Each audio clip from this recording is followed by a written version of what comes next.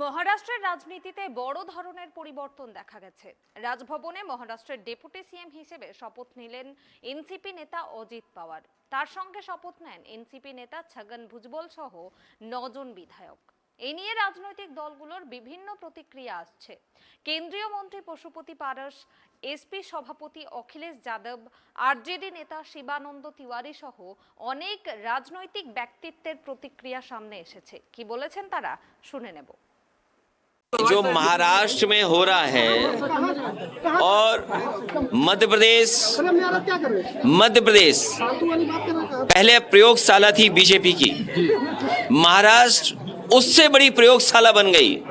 आप देखना लोकसभा का चुनाव आते आते देखना कितनी नए तरह के प्रयोग भारतीय जनता पार्टी करेगी, क्योंकि उसे सत्ता से बाहर नहीं जाना है, सत्ता में बने रहना। चाहे गरीब, किसान, वंचित, शोषित, पिछड़े, बहुजन, कहीं उनको स्थान न मिले, लेकिन उन्हें स्थान सत्ता का मिलना चाहिए। मैंने आपसे कहा, लेकिन तरीकों पे सवाल उठा है। देखिए यूसीसी के खिलाफ समाजवादी पार्टी है।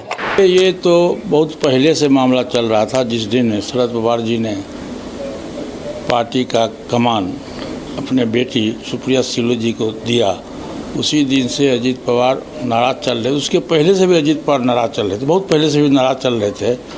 दोनों चाचा भतीजा में इंटरनली पट नहीं रहा था जी।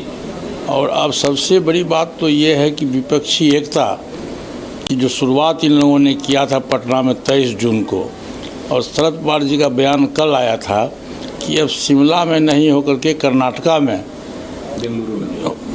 कर्नाटका स्टेट में बैठक होगी। अब तो वो धाराशाही हो गया, ख़त्म हो गया, बना नहीं। और उसके पहले मिट गया। अब शरद पवार जी बिल्कुल अकेले पड़ गए, और मैं समझता हूँ कि बहुमत, पार्टी का बहुमत विधायक अजीत पवार के साथ चला गया। और ये होना था, बहुत पहले से ही होना था। और अब शिंदे गुट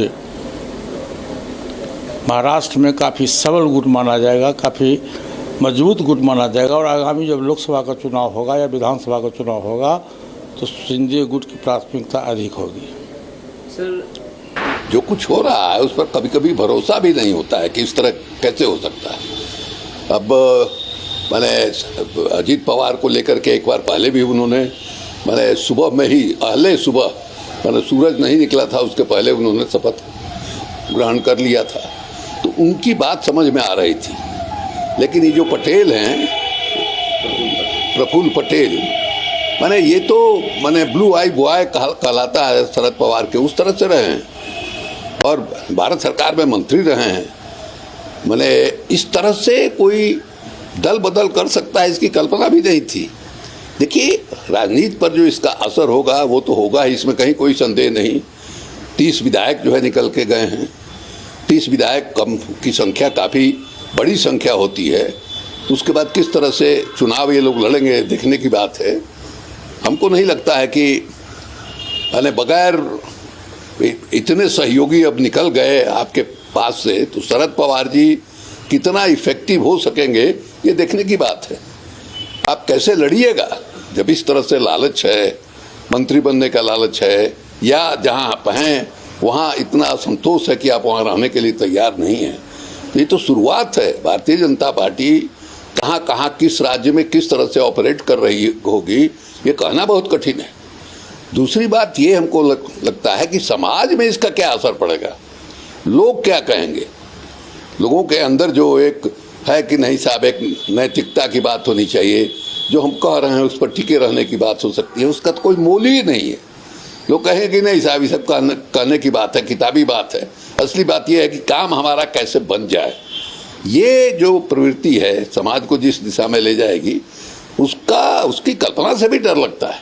कहाँ जा रहे हैं हम लोग। और राजनीति में अब समाज जो है किसको देख के तय करेगा कि हम कर रहे हैं, जो कर रहे हैं वो सही है या गलत है। जब सब अपने अपने में ही लगे हुए हैं तो समाज में भी एक तरह की नैतिक अराजकता पैदा होगी कि किसी न किसी तरह से हम जो है काम निकाल लें। तो ये जो महाराष्ट्र की घटना है ये घटना बहुत ही दुखदाई है। एक तरफ तो महागठबंधन जो ये उम्मीद कर रहा है कि अगला जो लोकसभा का चुनाव हुआ उसमें हम नरेंद्र मोदी को पटकनियाँ देंगे, उसको जो है धक्का लगा है, और दूसरे समाज में इसका बहुत ही नकारात्मक संदेश जो है जाएगा, और राजनीति के प्रति अरुचि का भाव जो है पैदा होगा, निंदा का भाव जो है पैदा होगा।